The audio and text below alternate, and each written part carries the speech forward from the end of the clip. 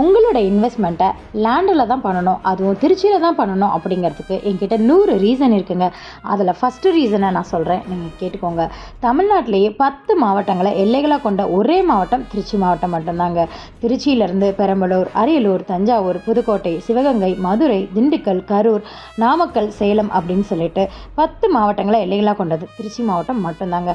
அது மட்டும் இல்லைங்க, தமிழ்நாட்டில் 8 தேசிய நெடுஞ்சாலை இணைக்கிற ஒரே மாவட்டம் திருச்சி மட்டும்தாங்க. எந்த மாவட்டத்தில் ரோடோட இன்ஃப்ரா அதிகமாக இருக்கோ அந்த மாவட்டத்தில் கவர்மெண்ட்டோட ப்ராஜெக்ட் எல்லாமே அடுத்தடுத்து வரும், அதோட வளர்ச்சி அதீதமாக இருக்கும் அப்படின்னு நான் கேள்விப்பட்டிருக்கேங்க. திருச்சி ரோட்வேல மட்டும் இல்லைங்க, ரயில்வேலையும் சரி, ஏர்வேஸ்லேயும் சரி வேறு விதமான வளர்ச்சிகள் அடைஞ்சிட்ருக்கு அப்படின்றத நான் அடுத்தடுத்த வீடியோவில் உங்களுக்கு தெரியப்படுத்துகிறேன். இப்போ இல்லைனா எப்போங்க பண்ண போகிறீங்க? நீங்கள் யோசிச்சுருக்க ஒவ்வொரு நொடியும் வேஸ்ட் பண்ணிகிட்ருக்கீங்க அப்படிங்கிறத மறந்துடாதீங்க. சரி, ஓகே, நம்ம இதை பற்றி யார்கிட்ட கேட்குறது, எங்கே வாங்குறது, என்ன பண்ணுறது அப்படின்னு யோசனையாக இருக்கீங்களா? அதுக்கு தான் நாங்கள் இருக்கோம். ஸ்க்ரீனில் தெரியுற நம்பருக்கு கால் பண்ணுங்கள், உங்களை நான் கைட் பண்ணுறேன். தேங்க்யூ.